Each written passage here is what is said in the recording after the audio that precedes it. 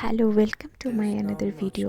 আমার বাগানে গুটি গুটি পায়ে বসন্ত আসতে শুরু করেছে। ফুলগুলো দেখলে চোখ জুড়িয়ে যায় একদম। আচ্ছা, এবার আমার সাথে কিচেনে এসো। আমি একটা ওটসের রেসিপি শেয়ার করব। এটা আমি খুব হেলদি উপায়ে বানানোর চেষ্টা করেছি। আজ আমি বানাচ্ছি উইদাউট সুগার ওটসের কেক। খুবই সহজ একটা রেসিপি।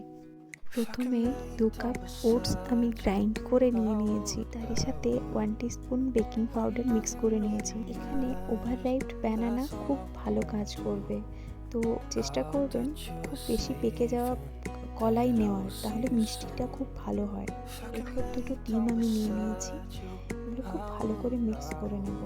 এবার শুকনো ইনগ্রেডিয়েন্টসগুলো এই মিক্সচারটার সাথে মিশিয়ে দেবো।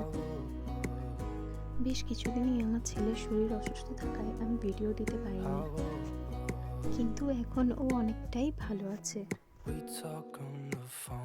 আচ্ছা, ব্যাটারে এবার দুধ মিক্স করব। এটা কিন্তু আমার বেবির জন্যই আমি বানাচ্ছি বেসিক্যালি। মিক্সচারটা রেডি হয়ে গেলে আমি কিছু কিশমিশ দিয়ে দেবো। আমার ছেলে কাজু টাজু খেতে পারে না, সেই জন্য আমি কাজু টাজু অ্যাভয়েড করছি, শুধু কিশমিশটাই দিলাম। এরপর আমি এয়ার ফ্রায়ারে 25 মিনিটের জন্য দিয়ে দেবো। আমি 10 মিনিট করে করে ভাগ করে নিই।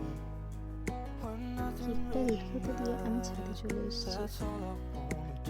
প্রায় 20-25 মিনিট পর আমি কেকটা বের করে নিয়েছি। আমার ছেলে প্রথমে একটু খেয়ে নিয়েছিল। এবার আমি এগুলো পিস করে ভালো করে কেটে কন্টেনারে রেখে দেবো। এটা 1 সপ্তাহের মতো রাখাই যায়। ট্রাই করে দেখো, আশা করছি ভালো লাগবে, বাচ্চারও খুব ভালো লাগবে।